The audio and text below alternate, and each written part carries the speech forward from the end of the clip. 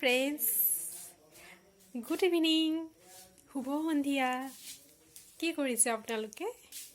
মইতো এনেই আছোঁ বাৰু। এতিয়া ভাত পানী খাই আবেলি এতিয়া আৰু এনেই আছোঁ। চাহ অলপ খাব লাগিব, অলপ দেৰিকৈ। আপোনালোকেও চাগে এইটো সময়ত চাহ খায়, নিশ্চয় খাবই, কাৰণ গধূলি সকলোৱে চাহ খায়। মানে মই ভাৰতৰ মানুহে কথা কৈছোঁ। বাহিৰৰ দেশৰ মানুহেতো কফি বেলেগ কিবা কিবি ড্ৰিংকছ কৰে। আমাৰ ভাৰতততো চাহটোৱে জাতীয় বস্তু, মানে খোৱাৰ এটা গধূলি। আৰু লগতে চটপটি কিবা কিবি পকৰি বা কিবা কিবি আৰু সৰু সুৰা, কিছুমানেতো চাওমিন খায়, নহ'লে বা বিস্কুট পিঠাই যি পায় আৰু।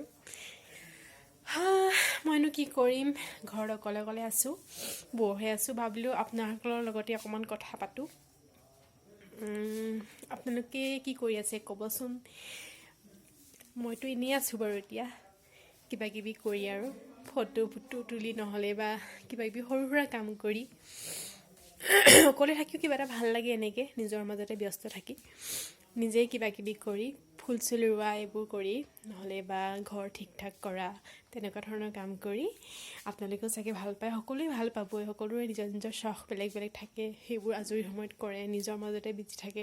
আচলতে নিজক ভাল পালে, সকলোতকৈ বেছি ভাল পালে আন একো নালাগে, তেতিয়াই সকলোতকৈ সুখী হয়। হয়নে নহয় বাৰু কওকচোন? ঠিকে আছে।